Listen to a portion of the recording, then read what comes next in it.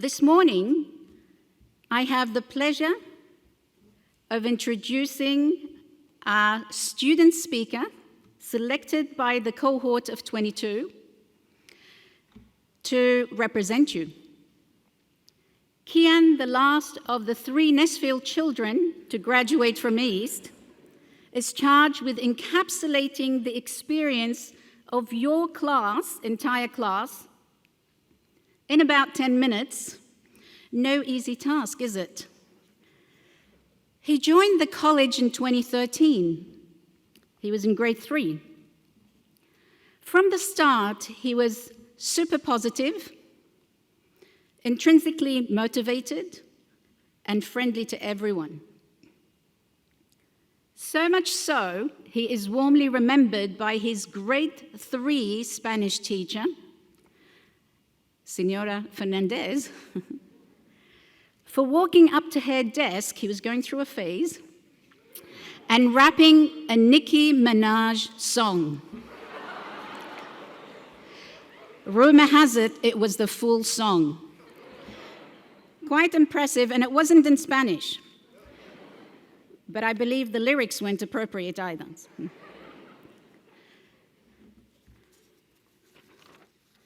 From grade 3 to grade 12, Keaan has consistently been optimistic, passionate with energy and drive to lead and be part of the team. He was instrumental as a leader in many programs. In cross-country, for example, he motivated so many students to run for fun. For crying out loud, who loves running for fun in this heat? But that's the kind of student Keaan was. You bring fun into any activity you do, Keaan. Seeing you and many other graduates perform in the play, Snow in Midsummer, was great.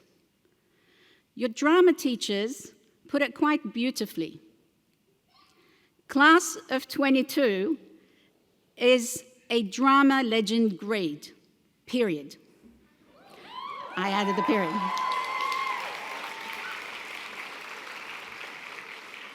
From middle through to high school, you have been in tremendous productions and you've made wonderful memories. Keaan, you're one of those legends. You have played a pivotal part in so many aspects of college life, seizing every opportunity available to you. Your level of participation in activities and service has been incredibly dynamic and diverse. You have quality of setting the mood in whatever you do. It happens through your thoughtfulness, your analytical approach, and ability to connect with others. Both staff and students look up to you. Whilst excelling, you do it with such grace and humility. Overall, you have a genuine kindness and a sense of fairness. And whatever you commit to, you give it your all. Quite exceptional. Distinguished guests, please join me to welcome Keaan Nesfield.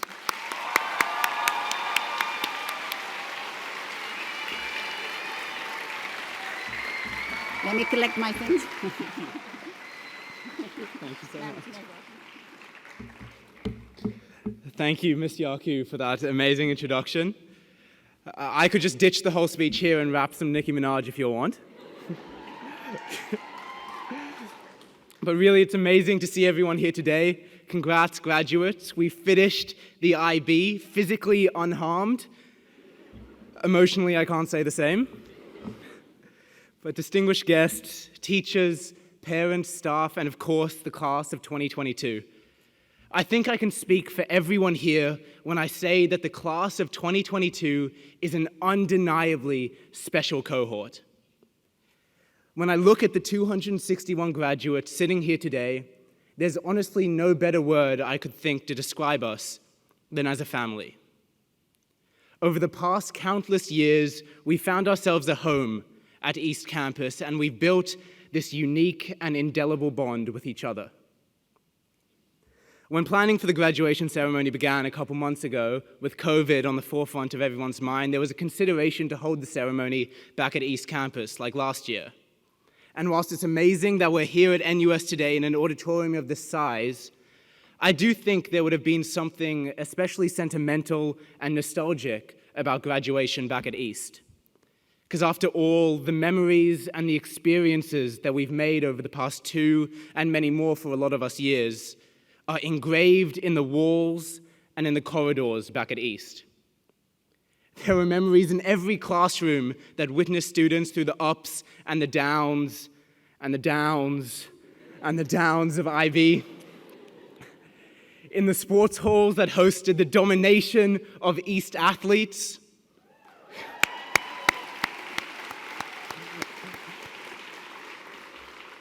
In the multi-purpose room that housed, dare I say, the greatest fight club in history.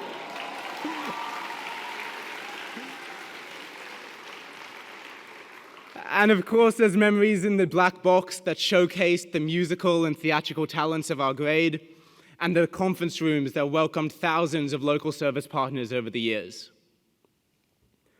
I chose to begin by talking about the campus because it has served as such an integral part of the routine that we have as students. It was the best way I could think of to distill and convey the countless achievements of this cohort. Because like I said, in a beautiful, almost symbiotic sort of way, UWC has become our second home, both figuratively and literally for a few of us. And yes, although in August we won't be walking back on campus on the first day of school, we won't be dancing in Culturama next October or dressing up for senior takeover days next March, our memories and our legacy will forever remain and be treasured on Tampines Street 73.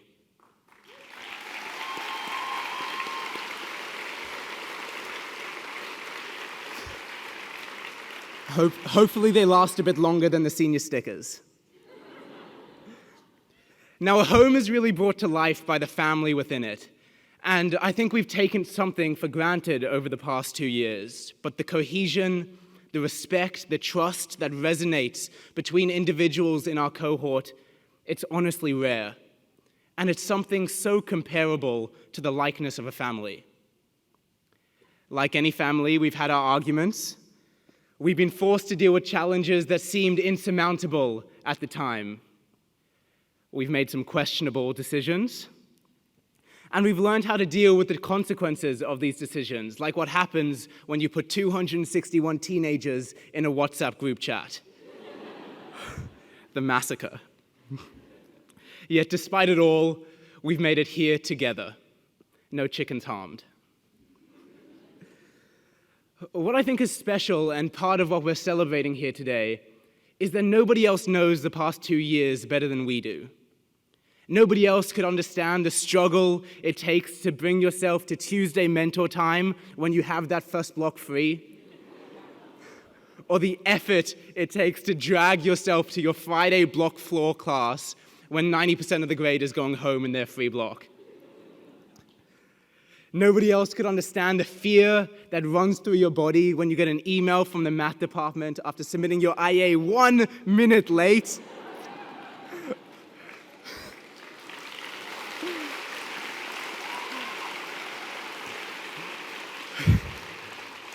Or how much you begin to question every decision you've ever made when you get that infamous touch base with Miss Yaku calendar invite. Guys, these experiences and memories are ours. And whilst traumatizing at the time, I think they'll hold a special place in our hearts in the years to come.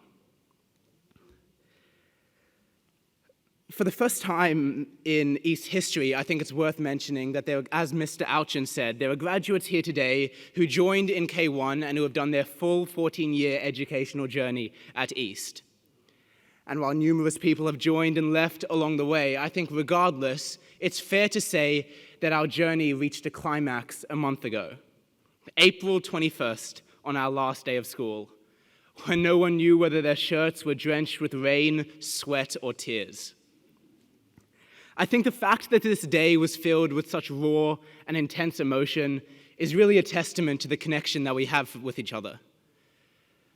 Standing in the rain in the plaza that day, where each hug lasted a bit longer than the last, and each embrace a bit tighter, as if some desperate attempt to hold on to the last 2 incredible years of our lives. Between this family, this journey, and the countless experiences we've had together, I can confidently say I wouldn't have had it any other way. Although some AC in Club Cohen would have been nice. Now, we wouldn't be here today without the help, love, and support from some very special people. And I think now, after reflecting on the past 2 years of our lives, is as good a time as any to stop and say thank you.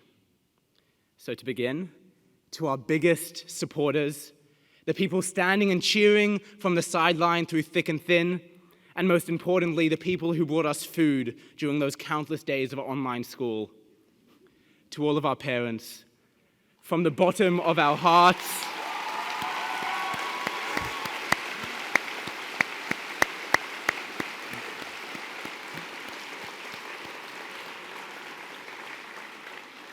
I would like to extend this gratitude to our teachers.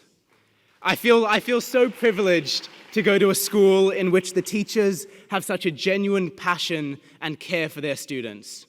We wouldn't be here if not for you, and we wouldn't be the students and young adults that we are without the countless lessons that you have taught us in and out of the classroom.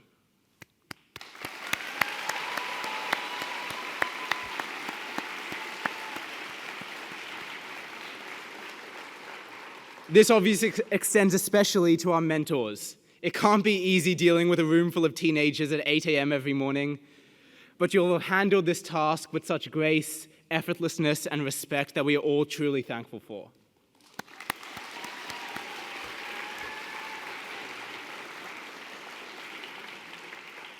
And the final thank you is to the UWC community, from the non-teaching staff in Sodexo and facilities, to the cleaning aunties, the UAC, the PA, students in other grades, and of course our team in the high school office. Diana, Ted, Hannah, Gemma, Nick, and Damien, this school and our experience wouldn't have been the same without you.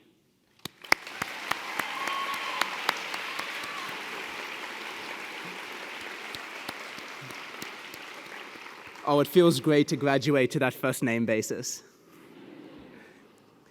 Now, as much as today is about looking back and celebrating the past years of our lives, it's also about looking forward. And as daunting as this reality is, this moment marks our departure, the end of one chapter and the start of the next. Trust me when I say I would love to launch into some motivational speech or recite some of my favorite Dr. Seuss quotes about how wherever you go, you'll be best of the best. Wherever you go, you will top all the rest. Unfortunately, I can't.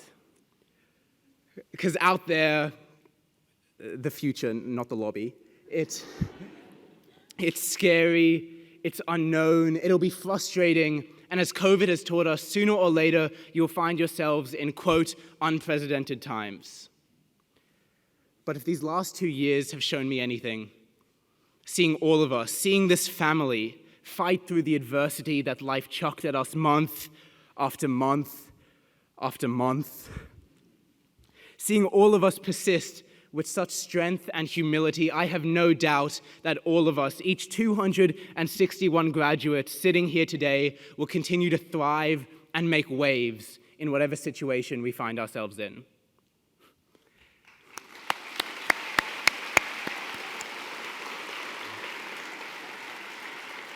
Because guys, they can take our project week, they can take our CSACs, our prom, they can take our bathroom doors.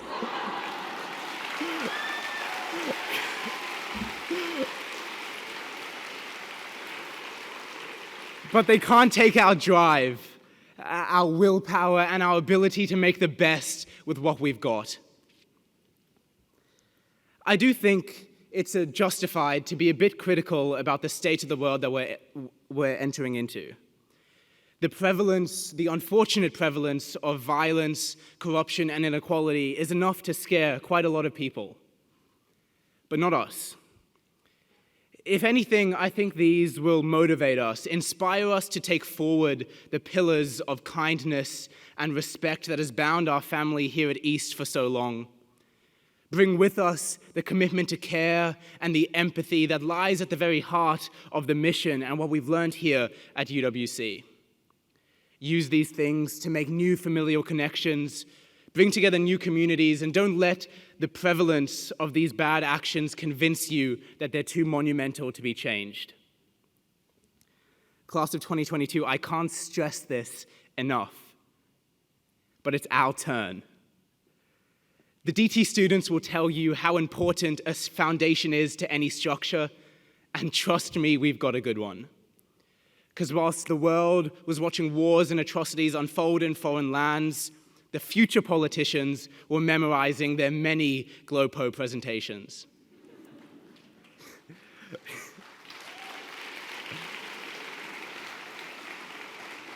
Whilst we were dealing with COVID and the race to a vaccine, the future doctors and scientists were up on that 6th floor pretending to understand organic chemistry. The future athletes were training relentlessly alongside the 2020 Olympics, and the future lawyers were studying hard while watching the Johnny Depp trial unfold on TikTok. Class of 2022, this future starts today. Forgive me, you're off to great places, you're off and away. I can't help myself. But once again, I think I can speak for everyone here when I say that no matter where we end up in 10, 20, 50 years, we will always have a home back at East Campus. And we will always have a family with the fellow undeniably special graduates of the class of 2022. I love you all. Thank you so much.